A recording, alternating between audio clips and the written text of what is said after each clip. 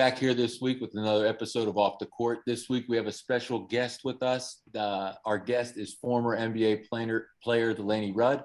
He's here with a couple of other people at the school that he's working with. So this week's episode will be a little bit special. We're going to have two different segments.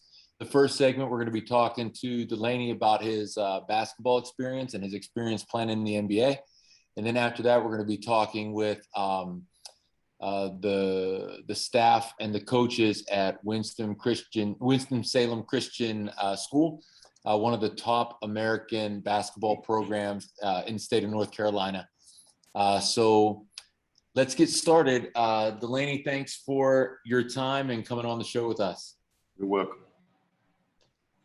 First, let me ask you just in the beginning here, how did you get introduced to the game of basketball? Oh, wow. Growing up in the country, we're looking for something to do other than working in a tobacco field. Basketball just became, a game that I fell in love with at a young age. And obviously, the more I had the opportunity to play and practice, the more I fell in love with it and realized that was something I wanted to do for the rest of my life if possible. Okay. Talk to us a little bit about your experience. A lot of our players right now are middle school, high school age kids. Maybe talk to us a little bit about what your experience was like playing at that level, like from middle school on to high school. How did you develop as a player and opportunities that opened up for you? Well, a lot of the biggest thing that I would tell young kids is the work habits, developing good work habits at a young age, and then the belief system, believing in your skill. You put the work in. The more work you put in, the more confident you get, and the more confident you get, the more chances you have in life. So from a middle school perspective, I just say work hard every day, start to develop a trust in yourself, then set goals for what you want to do with your life, and then work toward those goals. That's what pros do every day. The separation between most players and who becomes a pro is not always skill, it's your habits.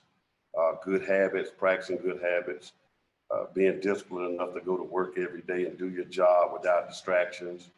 Those are the things that separate, a high schooler from a great college player and a great college player to an NBA player. And the sooner you learn those habits and develop that skill set right there, you give yourself a chance. Okay. I know a lot of our kids here and the kids in this region are interested in playing basketball, both scholastically in the United States and then the next level in college. You were a player that was recruited and played at Wake Forest. So talk to the kids a little bit about what the recruiting experience was like for you. What was that process like for you as a top schoolboy player in the state of North Carolina? Well, when you're growing up, like every kid in North Carolina, I can speak for North Carolina because I'm from North Carolina, but when you're growing up and you see the ACC basketball with Carolina, Duke, Wake Forest, NC State, most of the kids develop that as that's their taste. That's what I would like to do. I would like to play on TV in the local area so my family could see me and everything. The recruiting process, it can get a little bit stressful if you have a lot of options, but you have to, sort of visit schools and get a good feel for what the campus feels like, what the academic programs feel like. And then, in my choice was based on small school, being intimate with not just the basketball players, but people on campus so I could, get to know other people other than just people who play sports. And so Wake Forest was a good choice for me because of the size. And then after that, you're looking, in my case, I would want to go pro. So then the next thing is, how soon can I get on the court? I had the opportunity to maybe go to Carolina, but guess who was there? Michael Jordan. So as much as I would like to think that I could have competed against Michael Jordan, but, I made a choice to go play against Michael Jordan rather than to go maybe be his backup. So it's a recruiting process that you have to think it through. You have to analyze, and then you got to be true with yourself or who you really are, and then just go take your chances from there. Okay, now you talked a little bit about being in the ACC during the era that Michael Jordan was playing, which was one of the best eras of basketball for the ACC. So talk a little bit about your experience at Wake Forest and playing in that conference, which at the time, along with the Big East, I would say was hands down the top the top two conferences in the country. So what was that like? Oh, that was an incredible era. You know, that was back when, you know, obviously 1 week we played against Michael Jordan at Carolina. And then the next 2 days later, we would play against like Horace Grant, that was at Chicago, was a great player. Then a couple of days later, we played against Ralph Sampson, who was the most dominant player probably during that time at Virginia. And then, of course, you know, the next couple of days that we had Lynn Bias and Merlin, and then Mark Price at Georgia Tech. So every night you were playing against top level competition as well as potential first round draft picks in the NBA. So, you know, being at Wake Forest gave me an opportunity to play against the best players every day in practice, as well as a competition when the game started. And also, you know, I was recruited by Georgetown, and I chose Wake, and then Georgetown won the national championship, of course, which would have been nice. But I still feel today, if I was going to do it all over again, I would still choose the same place, Wake Forest. Okay. You know, one of the challenges for kids, obviously, where we're at is, you know, we're trying to build the concept of a student athlete, which I think doesn't necessarily exist in the culture that I'm coaching in right now, the same way that it does in the United States. So maybe you could speak to the kids and to the parents, how you were able to maintain that balance between being a successful student at Wake Forest, but then also an elite basketball player. Well, it's in the beginning, it's tough because you have to set your priorities straight because you're thinking about basketball, but then you realize that in order to be able to get on the court in college, you have to take care of the academic part because if you're not, you know, a qualifier by doing your academics, you don't get to play. So you have to have goal setting and keep your priorities straight, develop good study habits. And then, you know, of course, when you get to college, you'll have so many tutors and things like that can help you in today's society. And so many more things are online. So you have resources that maybe we didn't have back then. But, you know, the whole thing comes down to, like I said before, discipline, you know, when to study, when to play a little bit. And that's probably the biggest thing. Most people don't know how to do the mixture. They want to go and enjoy the college lifestyle, but you can do that after you take care of your academic part by going, doing your work, you know, studying for tests and things like that. So I think the discipline part is what we have to learn. Coming from high school is the biggest challenge of how to prioritize your work schedule. Okay. And just one on a personal note, what was it that you studied? What was your major in college? Sociology. Sociology. Okay. All right. And also talk to us a little bit about that transition. Like, so your last year in university, you probably have an idea that you're on the radar for some professional teams. So what was that experience like in your last year, maintaining everything socially, academically, playing, and then also being able to prepare and get ready for the NBA draft? Well, you know, at that stage, when you get to your last year, you're pretty much seasoned. You know, it's like a job. You've been on the job for some years now, so you know everything is coming at you. You know how to manage your day. And, you know, your senior year, you go into it. At first, you're excited because you're a senior, and halfway through it, you start to get a little bit nervous because you don't know what the next phase is going to be. And also, college, those 4 years of your life, that's a great 4 years. You enjoy that. You learn how to be a part of the college experience. And so it starts to get a little bit tough because you don't want to leave that, but you also look forward to the next step. But I always, you know, I tell the players that I coach now that every place you go, you start over. So that's a little bit of the fear factor when you get waiting for getting drafted, because you don't know what the next phase will be when you take off the uniform that you had on last. And so, you know, but it was a great experience just coming to it and looking forward to being drafted to play. So on the build up to draft night, like what were you kind of feeling? Talk to like our listeners a little bit and our viewers about kind of the emotions, what you're going through, you and your family. You know, what was that like? You know, in the moment, what was it like? Well, it's nervous. You know, you're sitting, you don't know if you're going to get called out or if your name's going to be called or not. But then you think about at the end of the day, the whole thing comes down to it's not just about you. It's about the janitor at school that, you know, did things for you along the way in school. It's about your cousins, your uncles that helped you get to where you were going to go, your parents for sacrificing all the stuff that they had to sacrifice. So when you, that night, when your name gets called and you get drafted, you think about all of those things that how blessed you are in a sense to have your name called and you're going to go play and live your dream. But everybody had a part of that dream. And sometimes we think it's just about, hey, you know, it's Delaney getting called up here. But it was a proud moment for my mom, who had made so many sacrifices just give me a chance to play basketball even in high school.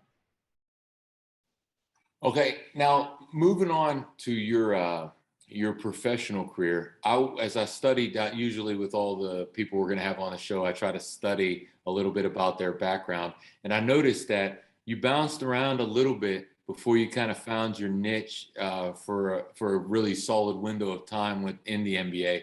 And I was really impressed by that, and I think it's something that our kids can learn from. Is maybe you struggled a little bit to get to your goal. What was that like that transition from going to Wake Forest, getting drafted, not sticking in the NBA right away, having to bounce around a little bit, and really being challenged to reach your goal? Like, how were you able to overcome that adversity and those challenges and stick to it? I think that's something that young players can learn a lot from. Patience and belief. You know, I just refused to not have a chance to make it. When I was sent down from Utah to the CBA, you know, I was making I was making $200 a week to play basketball, but the $200 per week didn't even matter to me because it was keeping my dream alive. You know, I took that money and just bought food basically. We washed our uniforms in the shower, and we were riding around on 15 passenger vans for 10 hours to go play basketball. And some people quit because they didn't have the patience and they truly believed that something else was going to happen, or they thought they were ready for an NBA job and they weren't really ready. And maybe I wasn't. And so it took me going to the CBA, which is now the developmental league. It took me doing that to understand that basketball was what I really wanted to do. So those adverse situations didn't matter. It was just every day when I woke up to go play basketball at that league, it was all about me thinking I was in the NBA. And then when I finally got that opportunity, got called to back up, even my coaches said how much appreciation they had for the fact that I didn't quit and give up. And that's one of the reasons they brought me back, because sometimes they put you in those situations to see if you really want it bad enough. And it's tough. It's tough mentally because you feel like you should be playing, you know, for the Lakers or the Celtics, but you're playing for the Maine Windjammers, was one of the names up in Bangor, Maine. So you're playing up there with snow falling into your house because it's snowing so much, and you think that you should be in the NBA. So I had a lot of teammates that just gave up because they said, well, I'm not making enough money. I have a college degree. I should be, you know, I can go do something else. Well, that wasn't my belief system. My belief system was that I was going to play the NBA, and I stuck with it, and I just refused to believe anything else, and it finally became true. Okay, now when you finally made it, how did that all come about? So you get sent down to the CBA, you bounce around for a couple of seasons in the CBA, you stick it out. How did the news come, or what happened that allowed you to get back from the CBA, back with the Utah Jazz into the NBA organization? Well, I went to Greece, and I went to Greece for about a 3-month season in Greece. And when I was there, I averaged about 35 points per game in that league, which was very tough. I had an NBA coach that was in Greece with me, John Newman, who was one of the greatest, one of the best NBA players during that time. He was my coach in Greece. And he, you know, when I got there, he showed me some things to do. He talked to me about what I needed to do to become a better player. He talked to NBA scouts and he asked them, why was I not in the NBA? They told him what they thought. He went to work with me every day to try to help me fix those things. And I came back that summer and I got called in by Milwaukee to try out. Milwaukee brought me into to their training camp. And the last day before the season started, they let me go. They cut me again. But Dale Harris was the coach, and he told me that today is the toughest day, of his life. He said, because you really deserve to be on the team, but we don't have salary cap space. But he says in 3 days, you're going to be okay. Well, I didn't know what that meant. I just thought he meant that I would stop crying in 3 days, because I started crying when he cut me. And so I went back to the CBA. I was got to, I think it was Tulsa, Oklahoma. So when I get to Tulsa, Oklahoma, I check into the hotel, and about 2 hours later, the phone rings. And it was the trainer from the Utah Jazz. And he says, I've been looking for you for 3 days. And I said, okay. And he says, listen, you got a flight at 7 o'clock. We're bringing you back. We're going to sign you tonight to play for the Jazz. And I tell this story all the time. I put the phone down. I told him to hold up for a second.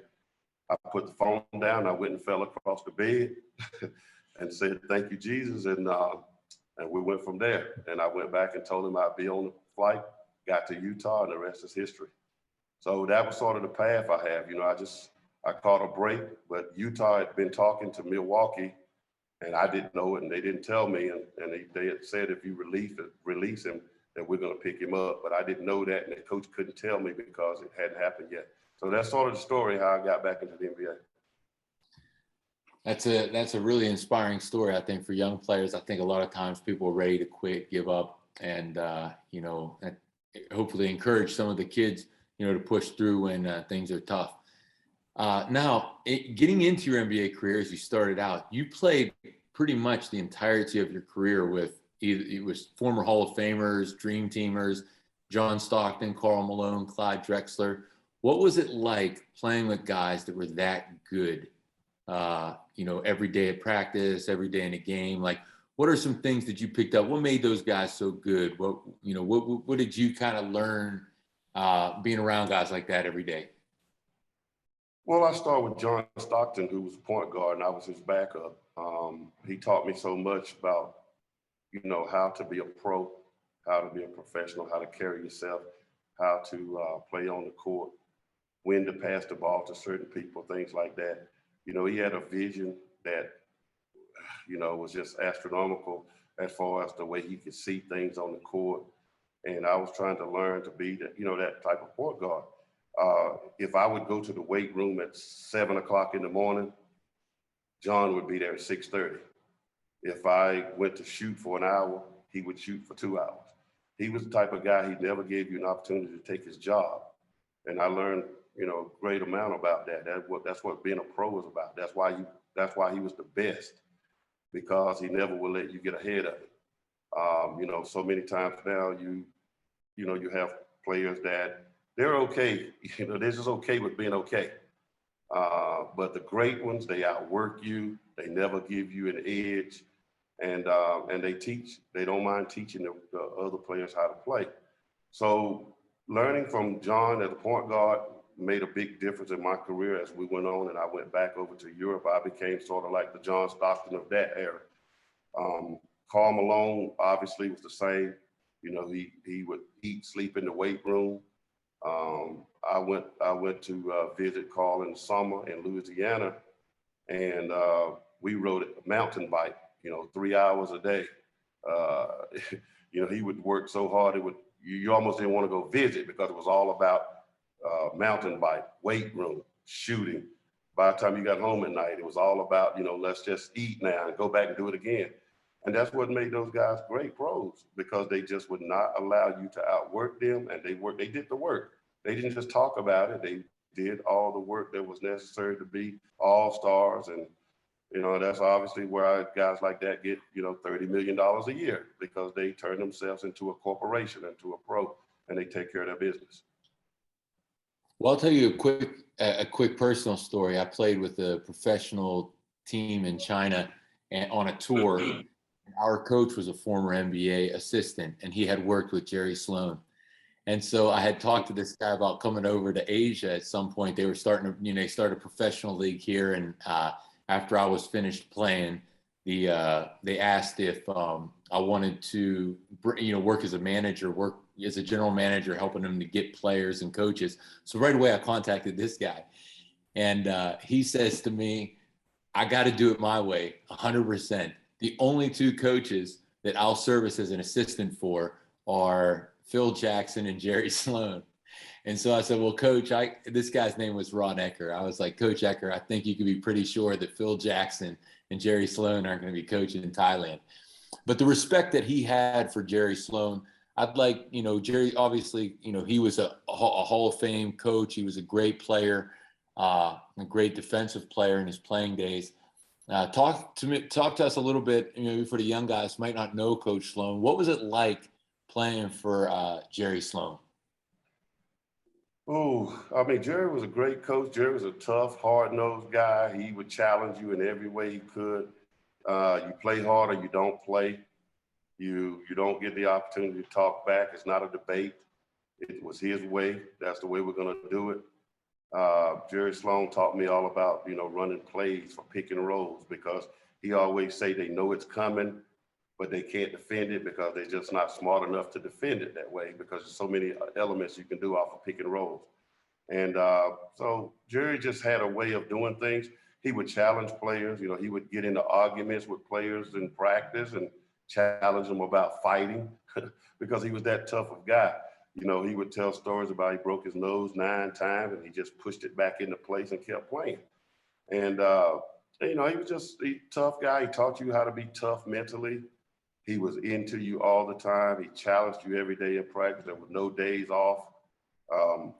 Little slightly sprained ankle was not a reason not to play in the game, back then. And Jerry just pushed you to the brim, and he was in your face. He was just that type of guy. You love him. Either you love Jerry or you hated him because you couldn't handle him. So most people that hated, in a sense, hated the coaching style of Jerry was simply because they couldn't handle him. And he was trying to teach you how to be the best pro you could be.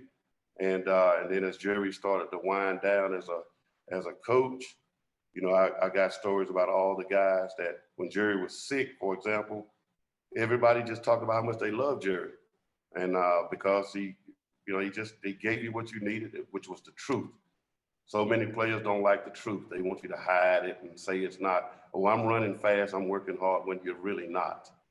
And Jerry Sloan would tell you what you were doing, and if you didn't do it, you just didn't get to play. His favorite saying to us was always, if you don't work harder, you're going to go to your mailbox and there's nothing going to be in it. And which means that he's going to cut you and you're not going to get a check anymore. And that alone, when you get to the pros, that'll make you work hard. If you want to get that check every month, you'll work hard for it. And if you're fortunate enough to have a coach that pushes you that way, then you'll learn a great deal about real life, because it's tough. And Jerry was a tough coach. Well, let's wrap up this segment with two more questions. The first one, let's talk a little bit about your run to the Western Conference Finals in 1992. Obviously, Game 5 was a game where you hit a huge shot. Talk to the viewers a little bit about what it's like playing at that level. Like, obviously the NBA is tough as it is. I mean, you're talking about the best players in the world, high level of competition. But when you get to the conference finals, I mean, these are guys that have been, spending their whole life, to get to that point. The small margin of error, the intensity. Talk to them a little bit about the difference, playing at that level, and how it was for you, like, to be in a game like that with all the great players and to make a play like that. What was that like? Oh,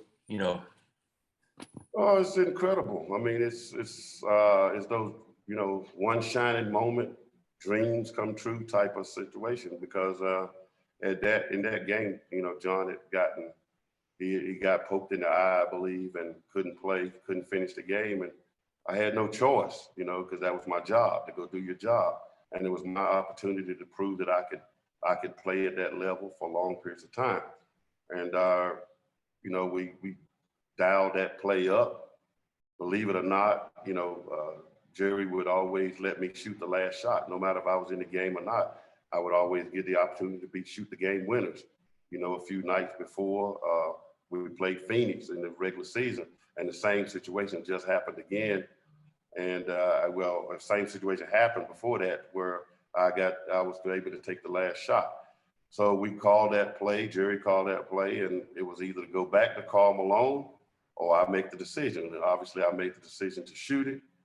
And I'm still happy that it went in, because you know, you never know what would happen if they don't. But that was the guts. And that's what Jerry said after the game. You know, he complimented me on, he said that took guts. And but it was a great moment, big game. And I ended up playing in Portland the next year. So that's how valuable that shot was. It got me another year in the NBA in Portland the next year after hitting that shot against them. Okay, and last question before we take a quick break and then jump back in to talk about what you're doing now and talk with the other coaches and athletic director at your school. There's always the big argument and debate about who's the greatest player, who's on the Mount Rushmore, the eras from now till then. Now, obviously, as a guy that played in the 90s, like, what are some of your own personal opinions, if you don't mind sharing them, about which era of basketball you think was the best? Who in your mind are, like, let's say 4 or 5 of the greatest players, and then ultimately, like, who do you consider to be the greatest player of all time? Easy, Michael Jordan. I know, you know, we all live in the world now. The young kids grow up and they see what they see. I get it. I understand it fully. But Michael Jordan, you know, he took a beat down every game against Detroit to become a champion. You know, he took his bumps and bruises, stayed in the same location, got beat up year after year, season after season by people, and he worked for it. He stayed the course, and he won his championships. I just think that he was the greatest player that I've seen. I witnessed it from college all the way to the pros. So that's my firsthand experience. I had the opportunity to play against Kareem Abdul-Jabbar that threw a sky hook that was as easy as a layup. So I put Jabbar on that list. Magic Johnson, I played against Magic Johnson. So it's going to be hard for anybody to convince me that Michael Jordan, Kareem Abdul-Jabbar, Magic Johnson, the likes of that, Larry Bird, that's going to be my argument for the rest of my life, because I've seen both eras. And obviously in today's society, you know, we have the LeBrons, which the young kids believe is the greatest player on earth. That's fine.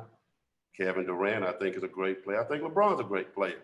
But if you ask me the greatest of all time between LeBron and Michael Jordan, I don't even want to have a discussion, because I'm going to tell you it was Michael Jordan. And then after that, during my era, it would be Kobe Bryant. Skill set, as far as being able to get buckets. Those guys, I often say, with 2 seconds in the game, 12 seconds in the game, tie game, down 1, they're not passing the ball to anybody. They're going to get you a bucket.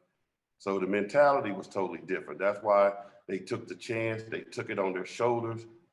If they make it, they make it. If they don't, they don't. They had that mentality. They didn't rely on passing the ball, you know, and saying that was the right play. They did it themselves. I get it, because that was their job. Of course, Michael Jordan, if the argument is always around here, LeBron makes the right decision for passes. Well, when Michael Jordan got double teamed, he made the right decision by giving it to Steve Kerr, who hit the biggest shot. And that's okay, you know, if that's how you want to look at it. But Jordan wasn't going to pass that ball if he wouldn't have gotten double teamed. He was going to score that thing, or he was going to take it on the chin, whichever way. So that's my choice. Michael Jordan first. I'm going to say Jabbar and Magic Johnson. What about some of the older guys? Obviously, in this era, you know, most of the young kids will think about the LeBrons, the Kevin Durants, the Steph Currys, and you're talking about the players from your era, Larry Bird, Magic Johnson, Michael Jordan. But what about some of the older guys who sometimes sneak into that conversation for the outrageous numbers and statistics they put up? Guys like Wilt Chamberlain, for example. Where do you think they fall into this conversation? Well, Will Chamberlain, obviously, if you're talking just centers, post players, I mean, Will Chamberlain was so dominant that he would probably be hit. Him and Jabbar played against each other, so they would probably be 1-2 like that. Dr. J, you know, Julius Irvin was a great player. He was the guy who started all this fancy dunking thing, you know, that people say, oh, it's the greatest dunk I've ever seen. And if you go back and look at Dr. J videos, you'll realize that dunk was not created yesterday. It was created back then by Dr. J. And then, of course, you know, you had, you know, you had so many guys back then that played the old school way. If you watch a game like from the Lakers and the guys back then, nobody went outside of the key. It was 10 players playing inside the three-point line, you know, and they were still executing, and they were strong enough to still get their shots off. Nobody took three-pointers. Everything was right in the key area, and they was crowded and congested, and they still scored 30 points a game. So to me, that tells you, you know, that the skill that people say, well, the players today are much more skilled. Well, it's tougher to play in that crowded mess than all the spacing that we have today. Yeah, for sure. That's true. Yeah. Okay. Delaney, thank you for this first segment of our show. We're going to take a quick break, and then we will jump back in, and we're going to talk a little bit about what you're doing now and talk to the, you know, some of the other people working at the school, talk about the program there. So let's take a short break, and we'll be right back. All right. We're back here off the court for segment 2 of this week's special interview with former NBA player Delaney Rudd. And also we have with us now Miranda Tilley, Antoine Lowe, and we're going to have a couple of players coming in as well, Seyna Diggs and Quante Berry. They're going to be talking about the school that Delaney is now coaching at, Winston Salem Christian School. One of the top high school basketball programs for both boys and girls basketball in the United States. So Miranda, let's start with you. Maybe you can give our listeners an overview, the kids and the parents, about your school and your athletic program there, specifically the basketball program at your school. So Winston-Salem Christian School, it has been in existence since 1979. We've not always been a basketball school. Actually, if we were talking athletically, we would have started off as a volleyball school. But since 1979, we have been here in Winston-Salem. We originally started off as First Assembly Christian School, tied to the First Assemblies of God Church here in Winston-Salem. And in recent years, we rebranded and we have separated from a partnership with the church, and we have launched ourselves independently as Winston-Salem Christian School. I've been the athletic director here for a little over 12 years. And in that time, we have grown our school, which originally started as a kindergarten through or a preschool through 8th grade. We have added in high school in the last 10 years. And we have grown from a K-8 to a ELC through a postgraduate program here at Winston-Salem Christian School. And so we have served Winston-Salem for 40 years. And then about 3 years ago, we opened up our doors to an international boarding experience here at Winston-Salem Christian School on our campus here on Patterson Avenue. Okay. Well, it's interesting that you mentioned volleyball. Do you guys still have a volleyball program? We do. We have a volleyball. We have our sports here include men's and women's soccer, women's volleyball, men's and women's cross country, track and field. Of course, all the basketball you want, and flag football, as well as piloting, tennis this spring, and golf. So yeah, not to get off base, but here in Thailand, #1 sport probably competitively in team sports would be women's volleyball. Recently, they won the Asian Championship, so they're one of the top 15 teams in the world. So maybe there's an opportunity for somebody to come over there and play some volleyball. Well, that would not hurt my feelings. We have started this national program for basketball in the last couple of years. And with the leadership of the two gentlemen on my side, I've been able to really focus my attention on building the same kind of programming for soccer, and volleyball is our next endeavor. And so we would be looking for people who would really want to be here on the ground floor of rebuilding and doing a program similarly to the way we're doing basketball. So we're constantly growing, constantly changing, but our vision and our mission are still very much the same, is to be a benchmark of excellence here in Winston-Salem and a light for Jesus around the world. Okay, great. Let's bring in Coach Lowe, the head coach of the men's basketball program. Coach Lowe, maybe you can introduce yourself, give a quick rundown of your credentials and your career here at the school and the program that you're running right now. Yes, my name is Coach Antonio Lowe, and I am the head national team basketball coach here at Winston-Salem Christian. I've been coaching for about 10 years. Started out as a middle school / AAU coach, and it's kind of climbed the ladder a little bit. In 2020, I was the independent schools state champion. I also won a 2020 hoop state championship at my former school at Moravian Prep before coming over to start the national program here at Winston-Salem Christian. Okay, and maybe tell us a little bit about the program there that you're running now, your team. Well, this is year 2, and I mean we've had a great 2 years of building it from the ground up. Last year, I was able to get 8 kids in the school from different levels. This year, we started out really good. I have 2 kids on my team that's committed to Providence College. So we're just still getting off the ground, but we're building something special here from the ground up. And it's just built around having a great culture and teaching the kids accountability and responsibility and just taking it off from the ground up.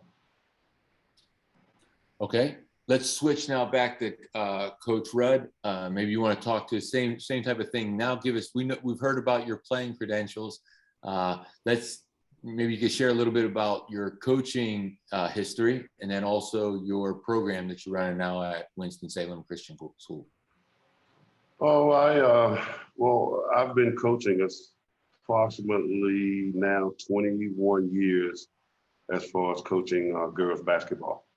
Okay. I started coaching girls because I have 3 daughters, and I wanted them to have the opportunity to be coached what I thought was, Jerry Sloan style.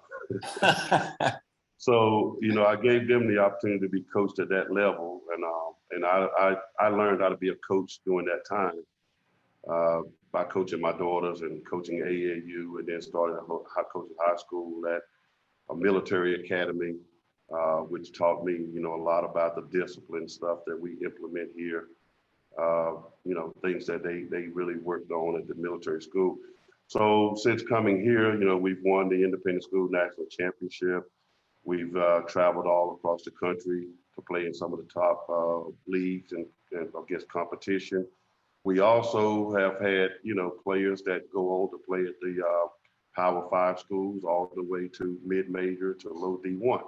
But our goal is always to give everybody the opportunity to live their dream. That's my coaching style, is to talk every day about when it happens to you instead of if it happens. I try to prepare them when it happens, how you're going to be prepared. So, we don't discuss if a lot. We talk about when, and that's sort of the culture we have here. Hard work, being dedicated to it, and then believing in yourself. That's what we try to implement every day.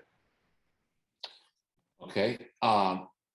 Back to you, Miranda. Maybe you can talk to the listeners, the parents, a little bit about some of the highlights in terms of academics, civic opportunities at the school, how the kids will grow as an individual, not just as an athlete, but, that part of them that is more than athletics, they're the whole person. So maybe you talk a little bit about what your vision is and your passion with regards to that at the school. So I think I would, even as athletic director, I'm a teacher at heart, And so one of the things that is really unique to our culture is the balance between the academic rigor and the athletic rigor. And so our school, we've been able to maintain academic rigor for 40 plus years now. And one of the things that in most recent memory is what we've been able to, what we have built was sustained through what we have all been through in the pandemic over the last several years, which is still, you know, academic first. And so we've in the last 10 years, we've been a high school for fewer years than that, but in the last 10 years, you can see the fruits of our labor, moving on to colleges such as, for academic scholarships, such as UNC Chapel Hill. We've got kids in private colleges all over the country that have earned academic scholarships. And then, as Delaney was mentioning, we have athletes at Power 5 conferences playing sports, but you know, if you're in a Power 5 conference, you're facing some huge academic hurdles as well, especially at the likes of Indiana University, Providence College.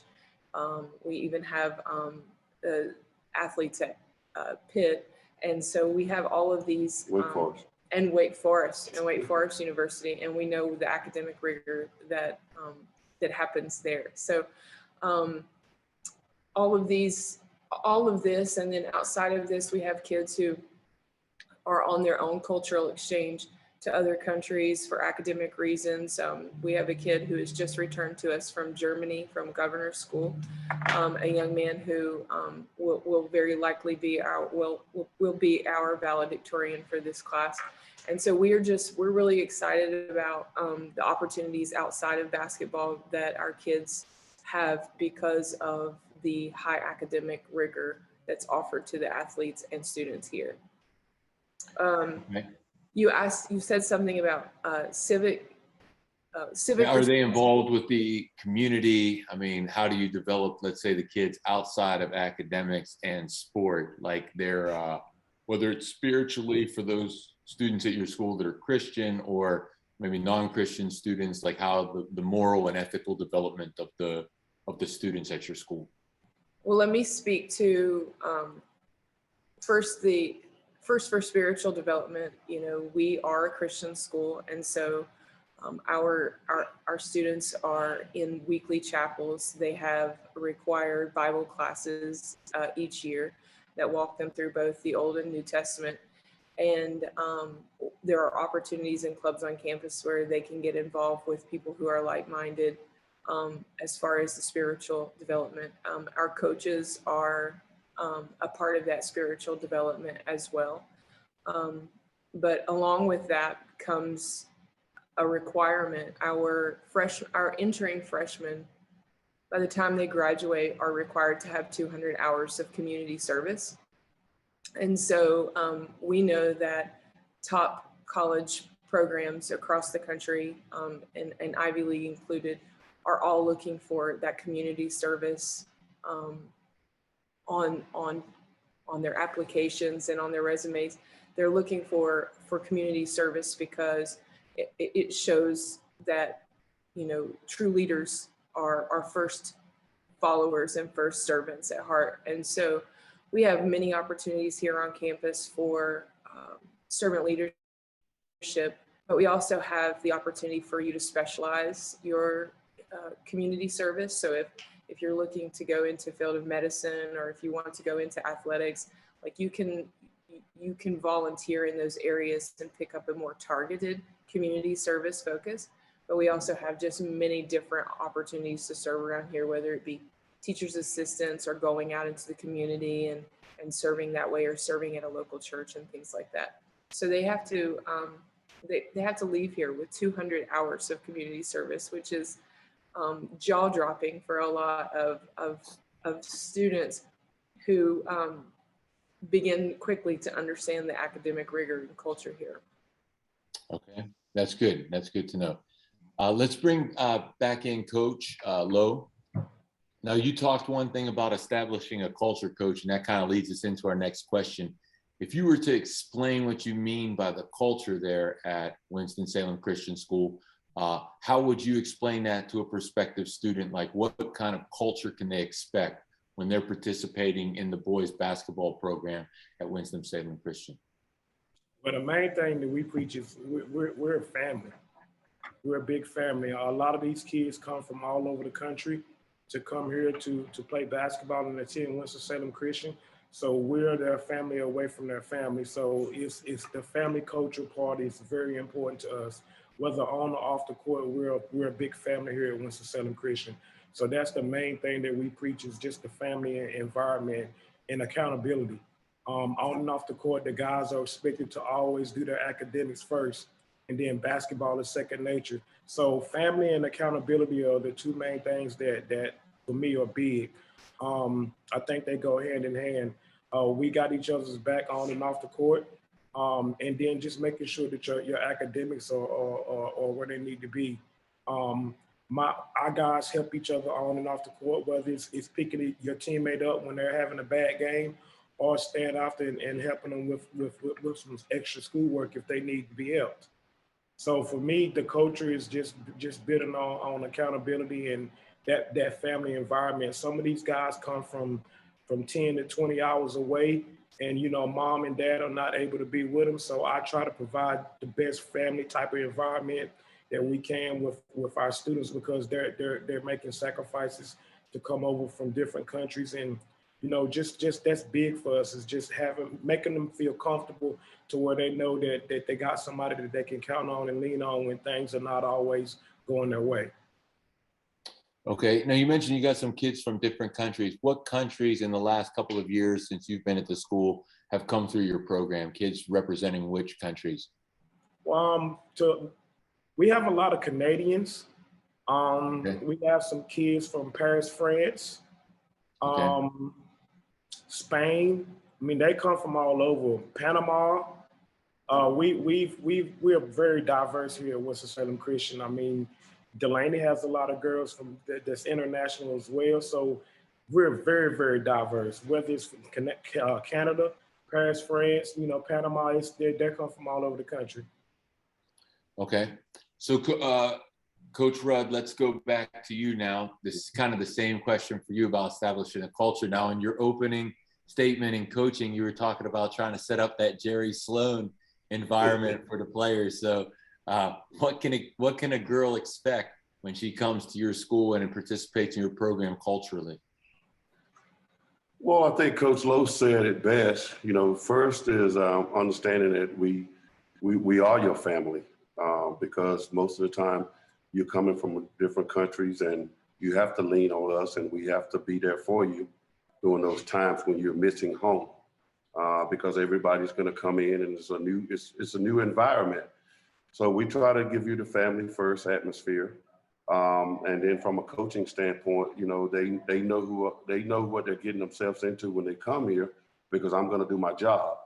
I tell them every day, allow me to do my job. Let me do my job. You came here for me to try to help you to grow as an individual, to help you get better understanding of the game of basketball. And then we just take it from there, because family first, as he said, we count on the school. The teachers here do a great job of helping the student athletes to get that part of the culture as far as the classroom. Our job is off the court, out of the classroom onto the court, but we also have a responsibility to make sure the well-being after the court, they leave the court. So, I know that I can be tough at times, but it's not because I'm tough because I don't have love for you. It's tough because I believe that's what's going to get you to where you need to go. My promise is that I'm going to work extremely hard to try to give you every bit of the energy I can use to get you where you say you want to go. I don't have to go there anymore. Every day I tell them I've been there, done that. I'm not looking to repeat that. So what I'm trying to do now is to get you to live that experience, so you can say, my coach told me the truth. He was truthful to me. He was tough at times, but at least he told me the truth and he helped me. So that's all I want to do. That's my girls' culture. Okay. And do you find the girls respond well to that? You know, I've had the opportunity myself. I was the women's national team coach here in Thailand after I finished my playing career. So I found that it's a little bit different coaching men and women in terms of some of the social dynamics and the emotions that, you know, that I dealt with. It was an educational experience for me coaching the girls team here. So how's that kind of, you know, as a guy that came from the NBA, playing with men and then coaching high school girls basketball, like how does that transition to that age group? Well, you have to be, you know, you have to be a little bit firm in your beliefs as for what we're going to do. It's not always easy in the beginning because, you know, I find it on the girls' side, they're pleasers. They really want to please you. They really want to do everything the right way. And so it takes a little bit of a time adjustment for them to understand that you're trying to get them to be organized. And as long as you're organized, you do it your way a little bit. My job is just to get you organized. And then you know, sometimes it's just so hard to get the girl to understand that I'm not, you know, trying to hurt your feelings. I'm not here to hurt your feelings. I'm not trying to hurt your feelings. I'm just trying to tell you the truth so you can grow up. And then while you're trying to please me, you know, to do what I'm asking you to do, you'll understand that it works both ways. I'm trying to please you as well. And, you know, it's a little different coaching boys because boys are, you know, you throw an alley hoop up to a boy and he gets a dunk, you know, he feels good. Well, he didn't feel good until he got that dunk. But if girls come into the gym and they don't feel good, then you have a whole different avenue because we're not going to get a dunk to get us stirred up, you know. So we have to get it another way. Yeah, I found it like when you're coaching the boys, it's almost like sometimes you've got to try to bring the egos down. And when you're coaching the girls, it's like you almost have to prop them up a little bit. Like they're so coachable and listen, and they don't want to stand out apart from their friend. That it's a big challenge I found in coaching. No, I say challenge, but it's different. Like I really enjoyed coaching the girls because they listen, they're coachable. But that was one thing that I observed is like, boys, sometimes you got to chop them down a little bit. Like you're not as good as you think you are. And with girls, it's like, you're better than you think you are, you know? So yeah, just interested like on your perspective on that. With that, let's bring in some of your players. So you have a couple of your players there, Seyna Diggs and Quante Berry, one boys player that's committed to Providence College and a girls player from Canada who's still uncommitted. So let's bring them in real quick, let them get a chance to share a little bit about the program from the perspective of a player.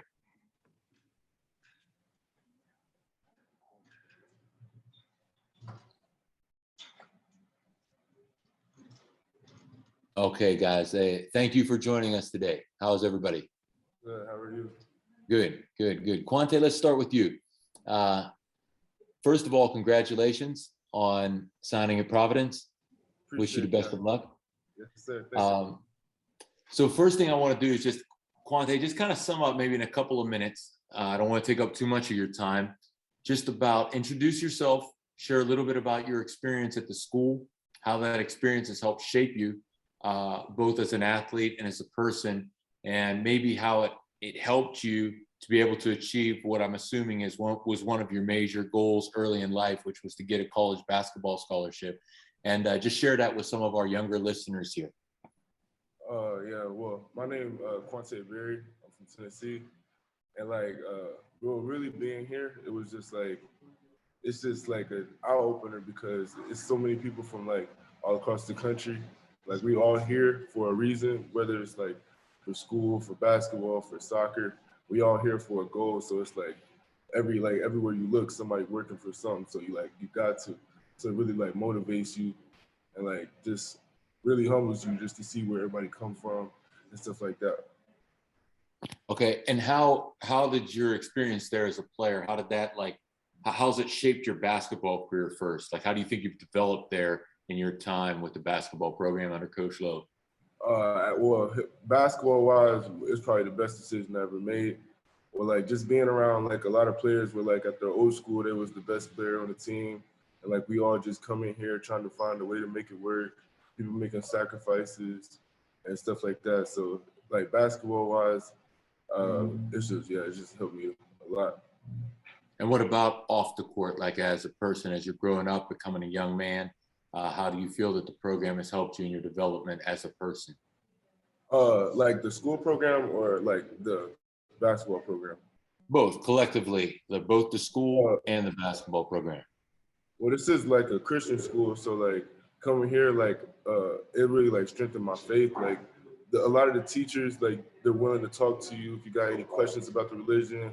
And then again, like a lot of people here like believe in different things, so you get to see like the different like point of views from like Christianity, or like why some people won't believe in it. So you get to just see everything and make your own decision for yourself. Okay. And then maybe the last thing for you is talk to us a little bit about, your decision to sign at Providence and what's kind of the next step for you transitioning to being a Division I college basketball player. Well, I had just signed on the visit. I really liked the coaching staff, and it was just like it was like a really good situation for me. And like, well, right now I'm just focused on winning here and then taking care of like just getting in shape for when I get to college or whatever. But right now we just focused on trying to win everything we can here. Okay. Well, certainly we're going to look forward to following you, hopefully the rest of this year and then on into next year. And we wish you the best of luck in your college career. Yes, sir. I appreciate that. Okay. Now let's turn to Seyna Diggs. Seyna. Okay. Seyna, you are from Canada, is that correct? Yes, sir. Okay, so kind of the same thing that we just spoke with Quante. Talk to the listeners a little bit, explain who you are, where you come from, and how the basketball program at the school has helped you develop as a player and as an individual. Well, my name is Seyna Diggs. I'm from Montreal, Canada. This is my first year at Winston Salem Christian. For the academic side of it, the teachers are very, very good. They're very open. They're there to help you. They understand that you're an athlete. So if ever you need a little bit more lenience here and there because it's a full load, they'll always be open to it if you're working hard. For the basketball side, Coach Rudd is a great coach, probably one of the best I've ever had. Very fair.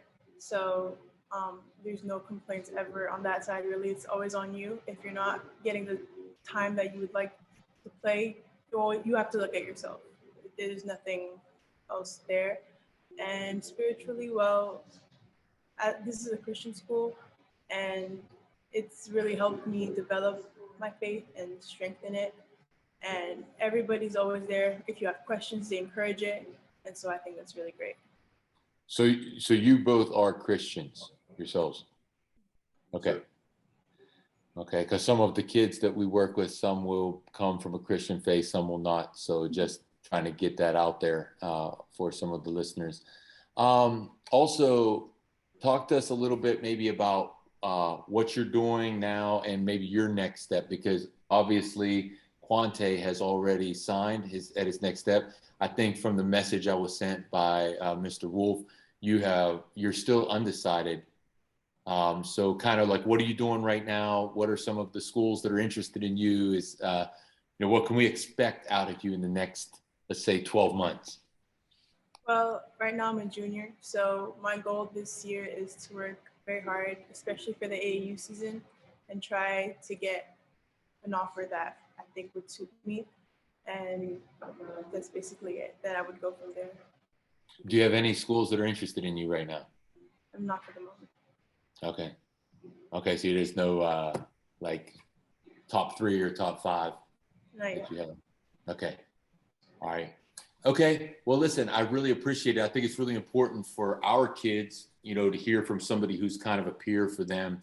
A player in the program oftentimes offers a different perspective.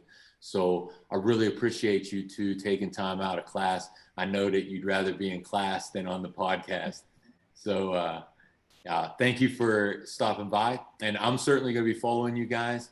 Quante, for you for sure. As a former Big East guy myself, I know Providence is no longer in the Big East, but they've still got a special place in my heart. That was a great era of basketball when I was a young kid. So I certainly wish you all the best.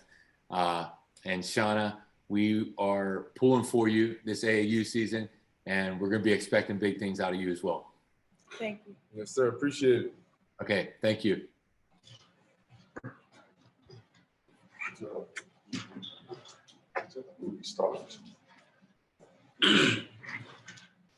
We're back.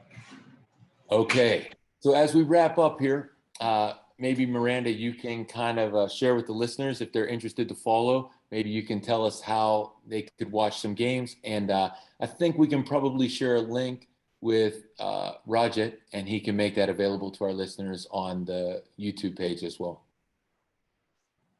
Well, if you're interested in watching or learning more about academics or anything that pertains to Winston-Salem Christian becoming an international boarder, all of those things can be seen on wschristian.com.